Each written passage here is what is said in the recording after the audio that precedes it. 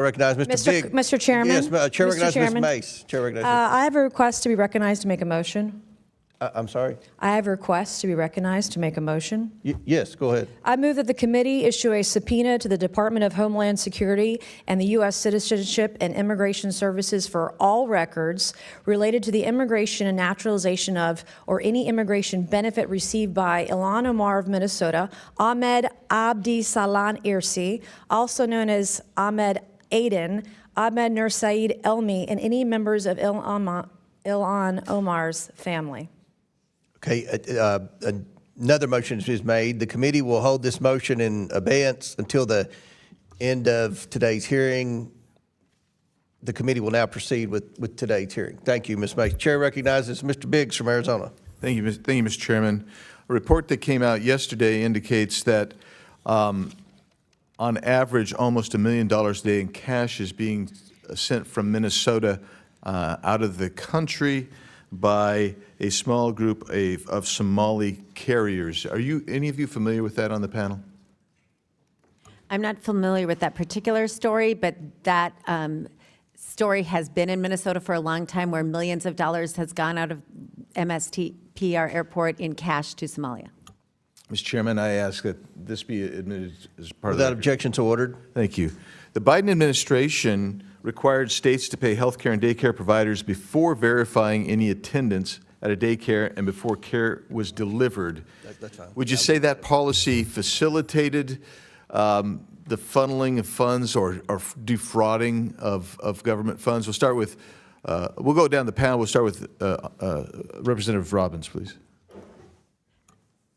My understanding is that there weren't ever enough internal controls, but under Medicaid rules, the Walz administration already had the opportunity to stop payment when there were credible allegations of fraud.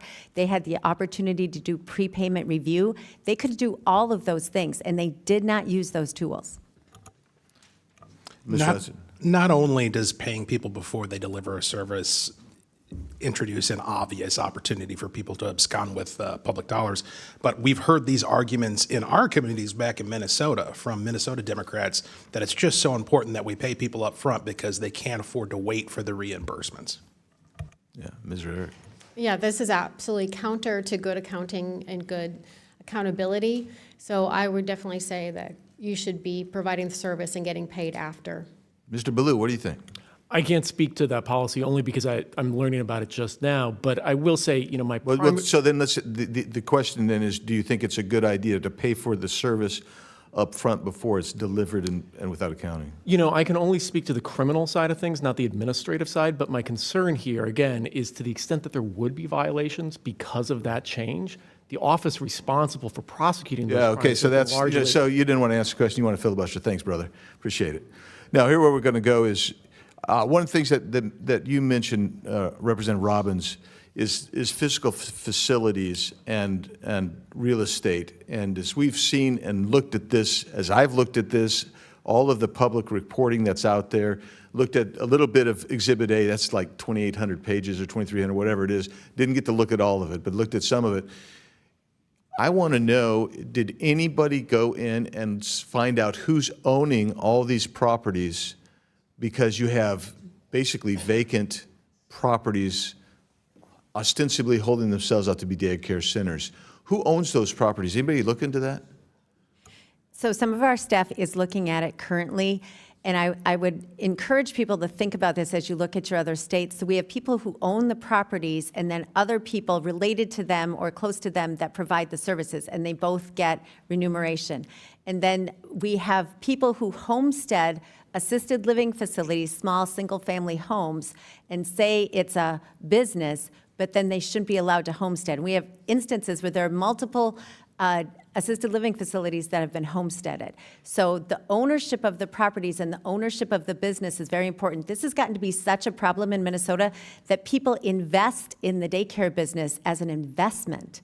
And so getting not only who runs the facility, but who the ownership is critical, because that's where a lot of the money goes. That's my point, is that you're setting up a series and facilitating straw man purchases of actual real property to actually launder or hide money coming from the state and defraud the state. And I would encourage both the feds and the state to really take a close look at that. I did find it interesting. Well, let me just ask the last question I've got time for here is, well, I got to ask two. The $18 billion, I'm saying $18 billion, that's the total nut over the last 5 years, if I understand your testimony right, Representative Hudson, and half of it was defrauded. That is the estimate from the U.S. Attorney's Office. Okay. Has the Walz administration put into place any new procedures since this has come to a very viral head in the last, 6 weeks?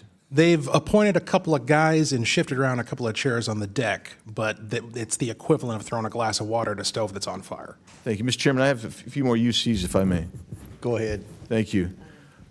Victims shocked after Biden grants clemency to Kids for Cash judge and $54 million embezzler. Shocked.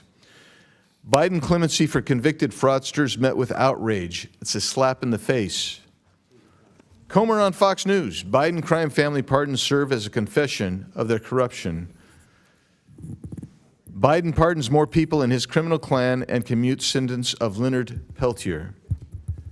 Op-ed from the former